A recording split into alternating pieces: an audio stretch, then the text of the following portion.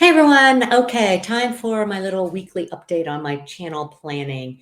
And once again, I want to say that these videos right now are just my planning stages for my new channel, YT Simplified, which will be a more organized, more structured YouTube channel. All these videos will go in a playlist when I launch at the end of the summer.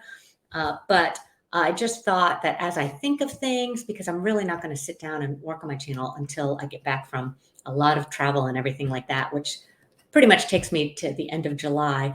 So I'm just recording what I think of when I think of it and sharing it with you now uh, because it will help me remember everything. And then it might help you if you're getting started with your channel right now.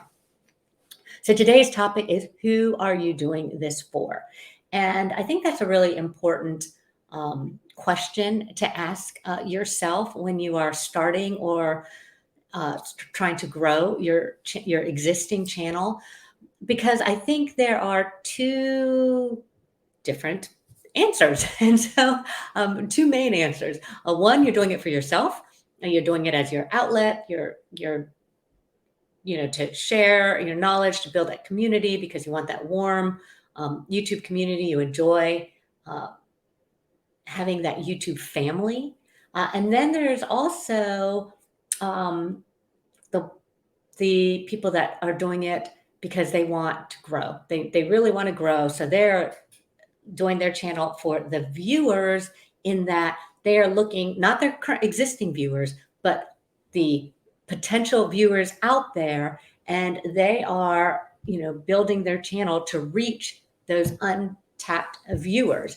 And most people will say, I'm doing both. I want that warm, friendly YouTube community and I want to grow. But I think there are different strategies, even though you can incorporate, you can kind of do here and there, incorporate things. And I think I incorporate both um, in my channel, at least Monique Beauty.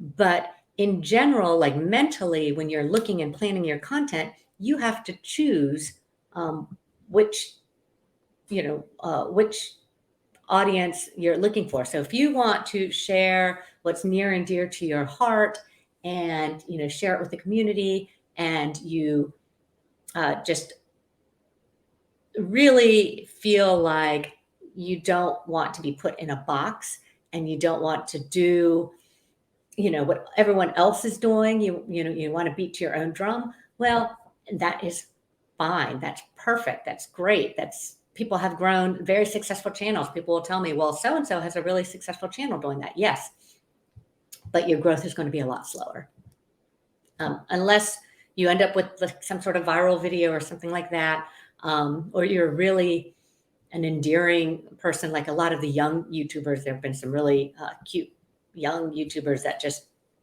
blast off. But the majority, because you got to realize there's hundreds of thousands of content creators, the majority of those that are putting out content that they want to put out without really looking at the big picture. They don't want to do the research on what's really popular out there. They will grow slower, especially in the mature genre, because even though the mature YouTuber viewer is one of the fastest growing demographics, it's still not as large as the millennial and the younger genre. So if you want to have a really friendly, chatty channel, that's great. That's what I started watching YouTube. That's actually when I started my YouTube channel. I wanted to be a, chatty channel. And if I had only 5,000 subscribers, at 3 to 5 years, I was going to be very happy. That was my mentality. But as you start to grow, and as you start to get into it, and as you start to watch other YouTubers grow, I don't know, you start thinking, well, maybe I want more. And so that's when you make that decision. Okay, maybe I want all those untapped viewers to find my channel. And so I'm going to plan my content accordingly, not according to necessarily, what I want to put out, but what they are looking for. And that is a mind shift. So last week I talked a lot about research, using keywords everywhere, TubeBuddy, just my overall philosophy on my spreadsheet and finding channels in your genre and looking at the videos that they're posting. That's all really important when you're trying to reach new viewers. That's what you want to do when you want to reach new viewers. And I remember last May, I was on Brian G. Johnson's. I was on a private Facebook group there, and I was like, how can I get new viewers? Because when I published a video, my returning viewers was higher, if you looked at the analytics, than my new viewers. And I was like, to grow, you need a lot of new viewers. And, you get the generic, oh, just put out good content, concentrate on your content. And I'm like, yeah, well, I am concentrating on my content. And why isn't it working?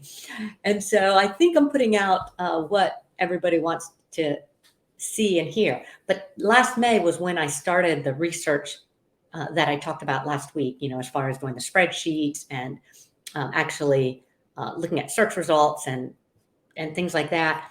And that's when my channel actually did start to grow. So I think it's important, and it didn't grow super fast overnight. I mean, my big growth was, 6 months later. So you can't get frustrated when you're making changes and 3 months later you're not seeing any difference. My growth jumped at the 6-month point, but you just have to be consistent and look at, if you're trying to grow, look at what the viewers are looking for. And so I have a YouTube friend, and in fact, most of my friends, a lot of my friends are YouTube friends now. And she was, frustrated that she wasn't growing as much as she did last year. She was getting more views on her videos last year, and, trying to figure out, what she can do, to grow. And she has been following, all these coaches and gurus and everything like that, but she feels like she's still not growing. And when I talked with her, we had a lot of long messages. There was a lot of, I don't want to be like this channel and I don't want to be like that channel. I want to stay true to myself. And I was like, yeah, but you want to grow like this channel and you want to grow like that channel. So you do have to make that decision. You can still be true to yourself, but put out content, that growing these other channels. So, I